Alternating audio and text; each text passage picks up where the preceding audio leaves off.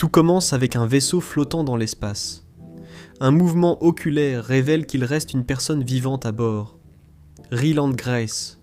Une voix automatisée lui demande « Combien font 2 plus 2 ?»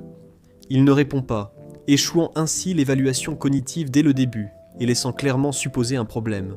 Peu après, il aperçoit Yao Liji, le capitaine, et une autre membre de l'équipage, tous deux apparemment morts. C'est alors que Ryland comprend l'ampleur de sa situation. Il est complètement seul, perdu dans l'espace, confus, désorienté et au bord de l'effondrement. Il essaie de comprendre ce qui se passe. Il ne sait pas pourquoi il y a un microscope dans le vaisseau ni quel est son but ici. Il commence à explorer l'endroit avec prudence, essayant de trouver des réponses. Il essaie de communiquer avec le capitaine, mais l'intelligence du vaisseau lui confirme l'inévitable. Il est mort et lui est le seul survivant. Désespéré, il tente de contacter la Terre, mais il reçoit une réponse encore plus inquiétante. Il voyage depuis 11 ans, 10 mois, 14 jours et 6 heures. Le temps le frappe de plein fouet. Il essaie de calculer à quelle distance il se trouve, cherche la direction du soleil, mais il n'arrive pas à le trouver. C'est comme s'il était complètement en dehors de tout ce qui est connu. Ryland commence alors à analyser le carburant du vaisseau, essayant de faire des calculs pour comprendre sa situation, mais rien n'a de sens. Ses chiffres ne concordent pas, son esprit est fragmenté, il ignore comment il est arrivé là. Peu à peu, des souvenirs flous émergent. Il se voit en train d'enseigner à un groupe d'enfants. Il était professeur de sciences. Lors d'un de ses cours, les élèves lui posent des questions sur la ligne Petrova. Ryland explique qu'une scientifique nommée Irina Petrova a découvert une anomalie, un rayon de lumière rouge qui s'étendait du Soleil jusqu'à Vénus. Ce phénomène a été appelé la ligne Petrova. Après l'envoi d'une sonde, un grand navire apparaît sur l'eau. Lorsqu'il approche, on constate une grande quantité d'eau. L'énergie solaire est absorbée, assombrissant progressivement le Soleil. Ce phénomène pourrait provoquer, dans les 30 prochaines années, une baisse de la température de la Terre de 10 à 15 degrés, mettant en danger toute la vie sur la planète. Les enfants, effrayés, demandent s'ils vont mourir. Mais Grace, essayant de rester calme, leur assure que tout s'arrangera, qu'il ne se passera rien. De retour au présent, Ryland réalise que ses souvenirs appartiennent à sa vie passée. Il accepte sa solitude dans le vaisseau et s'adapte à sa nouvelle réalité. Il choisit de se raser, de chercher de la nourriture et d'explorer les environs. Parmi les objets, il trouve des photos de l'équipage aujourd'hui décédé. Peu à peu, sa mémoire continue de se reconstituer. Il ouvre son compartiment personnel et trouve ses affaires.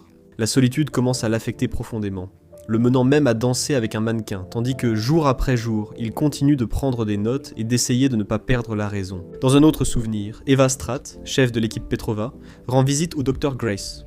Elle lui explique avoir besoin de son aide, la communauté scientifique l'ayant rejeté, pour avoir refusé de se rétracter d'une affirmation controversée.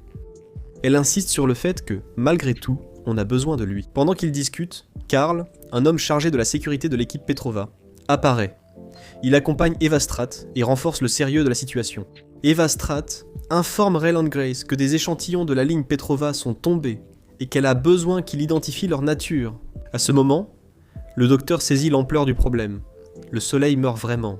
En raison de cela, il décide de l'intégrer au projet et lui confie la tâche d'analyser ces échantillons, en l'avertissant qu'ils sont extrêmement dangereux. Pour cette raison, seul le docteur Ryland Grace est autorisé à les manipuler. Il commence alors à les examiner prudemment, avançant progressivement dans ses recherches. Après de longues heures d'observation, il signale des mouvements dans les échantillons. Au début, son explication semble ennuyeuse pour les autres, mais après avoir insisté pendant des heures, il fait finalement une découverte cruciale. Il s'agit d'une cellule vivante. La découverte enthousiasme aussitôt l'assemblée. Mais l'émotion retombe vite lorsque la cellule meurt quelques minutes après. Au lieu de se décourager, Grace cherche comment la maintenir en vie. Il détermine qu'elle est principalement composée de carbone, d'oxygène et d'hydrogène, avec une structure constituée presque entièrement d'eau. Il remarque aussi qu'elle émet une lumière rouge lorsqu'elle se déplace, avec une longueur d'onde correspondant à la ligne Petrova. Cela soulève une question clé. Si ces cellules viennent de l'environnement solaire, pourquoi vont-elles vers Vénus ? Face au doute, Eva Stratt lui répond qu'il y a des centaines de biologistes à travers le monde qui travaillent sur le problème, et qu'ils finiront par obtenir des réponses, mettant ainsi fin à sa participation sur ce point. Grace est écarté du projet, mais il refuse d'abandonner la recherche. Ainsi, malgré le fait de ne disposer que de 3 échantillons supplémentaires, en plus de celui qu'il a déjà perdu, Eva Stratt l'engage à nouveau. De retour au présent, Ryland reconstitue ses souvenirs et comprend peu à peu ce qui s'est passé. À un autre moment dans le passé, le docteur Ryland Grace discute avec Carl, l'agent chargé de sa sécurité. Au cours de leur conversation, Grace émet une hypothèse. Si ces organismes vivent dans le Soleil, pourquoi iraient-ils sur Vénus? Est-ce à cause de l'atmosphère? Cependant, Vénus est principalement composée de dioxyde de carbone, ce qui rend l'idée encore plus intrigante. Ces questions le poussent à chercher une explication plus approfondie sur le comportement des astrophages. Comme Grace ne dispose pas de ressources économiques, il utilise l'accès de Carl pour acquérir des matériaux. Ensemble, ils achètent du matériel et improvisent une expérience pour simuler les conditions du Soleil et de Vénus. Pendant qu'ils effectuent les tests, un incident inattendu se produit. Les astrophages parviennent à s'échapper. Malgré cela, Grace reste calme et, selon ses observations, choisit d'éteindre les lumières. La stratégie fonctionne. Ils parviennent à récupérer 3 échantillons. Mais ils remarquent bientôt quelque chose d'étrange. Il y en a maintenant un de plus. Sans perdre de temps, Grace appelle Eva Stratt et, avec enthousiasme, lui dit que lui et Carl viennent de devenir parents, car ils ont découvert que les astrophages peuvent se reproduire. Ensuite, il est présenté à une autre équipe scientifique comme responsable de la découverte du mécanisme de reproduction de ces organismes. Grace explique qu'en simulant les conditions de Vénus, il a compris pourquoi les astrophages s'y rendent. Cet environnement favorise leur reproduction. Interrogé sur l'accélération du processus, Grace ne saisit pas totalement l'intention de cette proposition. C'est alors qu'Eva Stratt prend une décision clé. Elle lui accorde un accès complet au projet Hail Mary. À partir de ce moment, Ryland Grace commence à découvrir toute la vérité. Le Soleil n'est pas la seule étoile en train de mourir. Il existe une autre étoile, Tau Ceti, située à 11,9 années-lumière, qui n'est pas non plus affectée par ce phénomène. Cette anomalie devient l'unique espoir de l'humanité. Il décide donc de construire un vaisseau pour s'y rendre et en découvrir la cause. Le problème n'est pas le vaisseau, mais l'énergie pour le propulser. Ils trouvent alors la solution dans les astrophages. Ces organismes peuvent stocker d'énormes quantités d'énergie, devenant ainsi le carburant idéal. Le plan est ambitieux, construire un vaisseau capable d'atteindre des vitesses proches de celles de la lumière. Cependant, il y a une grande limitation. Il n'y aura pas assez de carburant pour le voyage de retour, donc toutes les informations recueillies devront être envoyées par des sondes. Ryland Grace, inquiet, demande qui seront les astronautes et s'ils sont destinés à mourir lors de la mission. La réponse est claire, c'est très probable. Bien qu'Eva Stratt tente d'adoucir la réalité, elle met également en évidence l'inévitable. Si rien n'est fait, l'humanité fera face à un destin encore pire, l'effondrement total, où la faim et le désespoir pousseraient les gens à s'entretuer. Elle précise aussi que la mission requiert seulement 3 membres essentiels, un pilote, un ingénieur et un scientifique. Dans le présent, Ryland Grace, désormais conscient de sa situation, regarde les photos de ses compagnons décédés. D'un ton mélancolique, il commande qu'il aurait aimé mieux les connaître. Il plaisante sur leurs expressions amusantes sur les photos, puis fait ses adieux à l'ingénieur comme si elle l'entendait encore. Il reconnaît qu'ils étaient des personnes chères, et qu'ils méritaient bien plus que ce destin. Mais il promet de tout faire pour que leur sacrifice n'ait pas été vain. Peu après, le vaisseau l'informe qu'il s'approche de l'orbite de Tau Ceti. Le système d'observation, le spectroscope, s'active, lui permettant d'analyser ce qu'il y a dans ce système stellaire.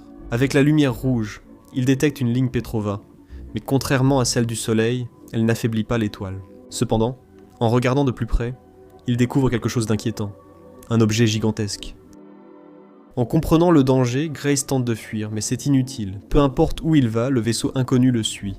Finalement, sans autre choix, il se rend et quitte son siège de pilote. À ce moment-là, l'autre vaisseau envoie un objet vers lui. Grace ne sait pas s'il s'agit d'un message ou d'une menace potentielle. Il envisage même que cela puisse être une bombe. Il essaie d'activer les boucliers, mais il se rappelle vite que la Hail Mary ne dispose d'aucun système de défense.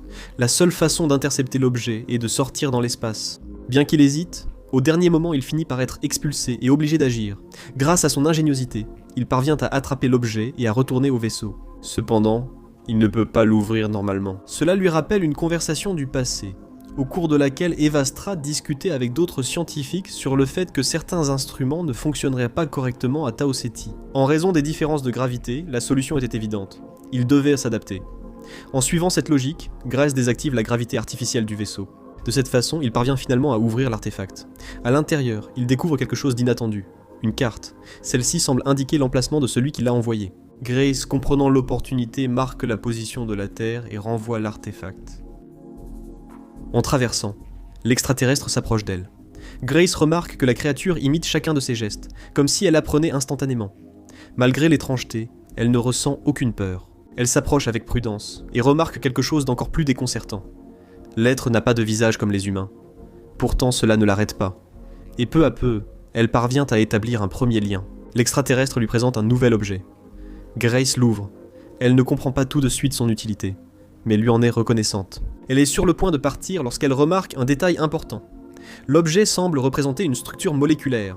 2 anneaux reliés, 8 éléments, oxygène. Elle réalise que l'extraterrestre lui a envoyé de l'oxygène, mais hésite. Enlever son casque pourrait la tuer en cas d'erreur. Après quelques secondes de tension, elle prend le risque d'enlever son casque et survit, marquant un tournant décisif. Grace sait que pour résoudre le mystère de la ligne de Petrova et sauver leur monde, ils doivent apprendre à communiquer. Ils commencent par l'essentiel. Il utilise un mètre ruban et essaie d'établir des motifs, des chiffres et une logique. Au début, l'extraterrestre ne comprend pas, mais Grace ne renonce pas. Il remarque aussi que la créature vit dans un environnement saturé d'ammoniac, totalement incompatible avec la vie humaine. En se présentant comme Grace, et comme il n'arrive pas à prononcer son nom, il finit par appeler l'extraterrestre Rocky. Peu à peu, il crée un langage simple. Grace lui enseigne des concepts comme oui et non, tandis que Rocky répond à sa manière. Jour après jour, Grace continue de lui enseigner des mots, et enregistre tout le processus pour le documenter, et éventuellement l'envoyer sur Terre. Il explique que leurs atmosphères sont incompatibles. Celle de Rocky le tuerait, et la sienne ferait de même avec Rocky. Malgré cela, la communication progresse. Même quand Rocky ne comprend pas, Grace utilise tous les moyens simples, comme des représentations visuelles ou des figures improvisées pour l'aider. Ils parviennent à échanger des informations cruciales et découvrent que leurs étoiles meurent pour la même raison. Ce n'est plus un problème propre à la Terre, mais commun. Grâce à une application de traduction que Grace développe, il parvient à réunir plus de 200 mots en commun. À ce moment-là, il lui montre un astrophage, et Rocky réagit immédiatement, laissant clairement entendre que dans son monde aussi, c'est une menace. Grace lui demande ce qu'il est arrivé à son équipage. La réponse est terrible. Ils étaient 23, mais ils sont tous morts. Cette idée le bouleverse. Dans un souvenir, Eva Strad présente à Ryland Grace l'équipage du vaisseau. Durant la conversation, un détail troublant apparaît. Ils ont tous accepté qu'ils mourront probablement, et on leur a même donné la possibilité de choisir comment. Malgré cela, ils continuent d'avancer. Dans le cadre du projet, ils ont développé un système pour combattre les astrophages, un émetteur infrarouge capable de les attirer dans un piège conçu spécialement pour les détruire par une radiation intense. Ceci était nécessaire, car les astrophages stockent énormément d'énergie.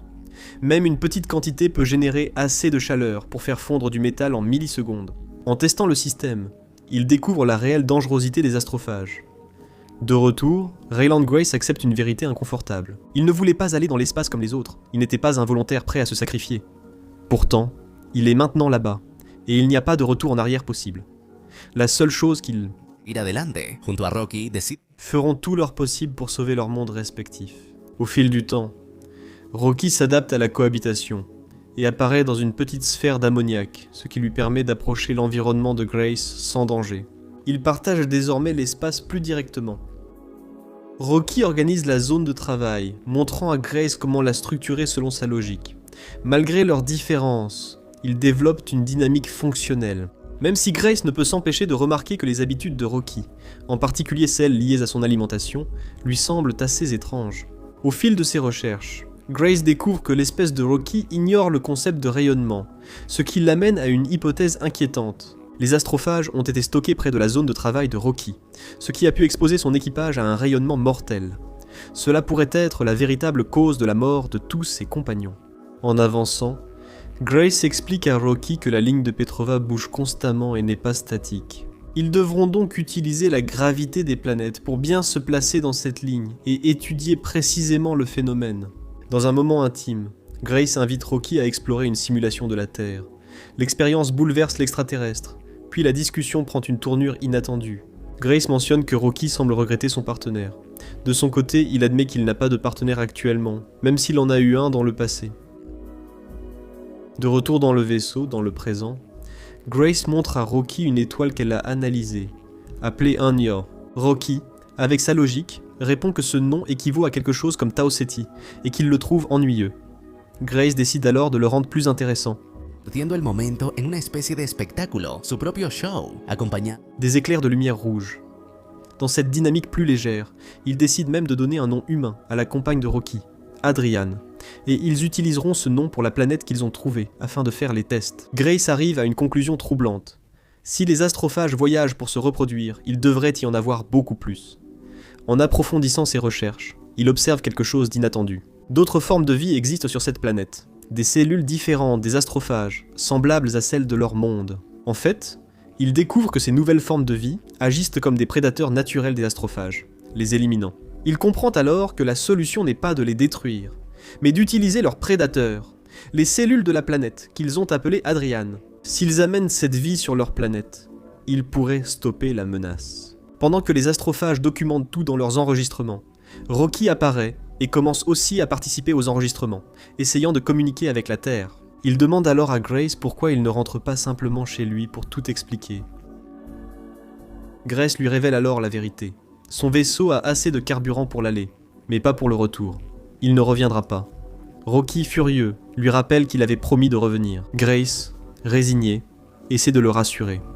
Il lui dit qu'au moins, il a eu la chance de vivre quelque chose d'extraordinaire avec lui, et que c'est bien si c'est sa fin. Il assure qu'il a des provisions pour survivre encore quelques années. Cependant, Rocky ne l'accepte pas. Pour lui, s'il existe un moyen d'aider, il faut le faire. Rocky lui demande combien d'astrophages il lui faut exactement pour mener à bien son plan. Grace répond qu'il a besoin d'environ 2 millions de kilogrammes. Sans hésiter, Rocky propose son aide, même si cela signifie retourner sur sa planète avec 6 ans de retard. Il avoue qu'il a vu mourir tout son équipage sans rien pouvoir faire, et qu'il n'est pas prêt à revivre cette expérience. Si Grace doit mourir, il fera tout son possible pour l'en empêcher. Ce geste bouleverse Grace émotionnellement. Il ne peut retenir ses larmes. Tous deux scellent leur décision par une étreinte et poursuivent la mission, commençant à recueillir les échantillons nécessaires. Au cours de l'une de ces manœuvres, Grace sort pour récupérer le collecteur, mais un accident se produit. Il perd le contrôle et l'appareil lui échappe des mains. Il réussit à le récupérer et retourne au vaisseau. Mais la situation se complique. En étant si près de la source, ça commence à dysfonctionner, et le carburant commence à s'échapper. Dans une tentative désespérée de stabiliser le système, Grace libère un compartiment, mais il se trompe et éjecte le mauvais module. En corrigeant cela, les mouvements brusques endommagent davantage le vaisseau. Finalement, il reste coincé dans le siège du pilote, totalement immobilisé. Rocky, en remarquant le danger, quitte sa sphère d'ammoniac et s'expose à l'environnement de Grace, ce qui est extrêmement risqué pour lui. Son corps commence à se détériorer lentement, s'évaporant à cause des conditions incompatibles.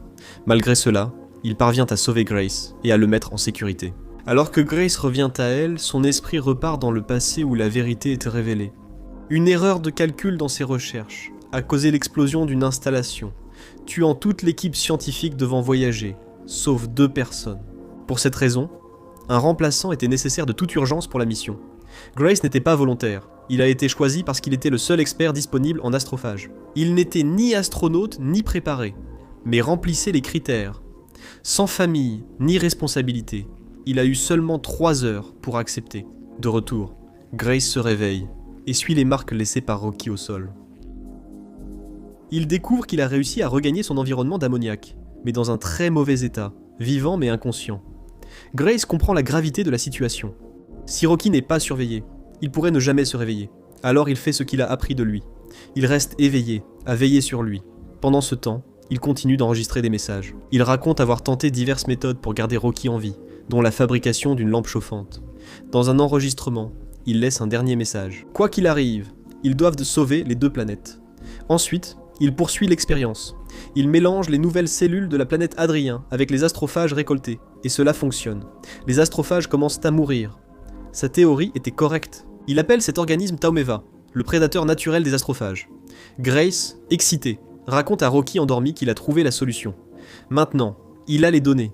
Il ne reste plus qu'une chose à faire, produire assez d'astrophages pour le voyage et emmener le Taumeva sur leur planète.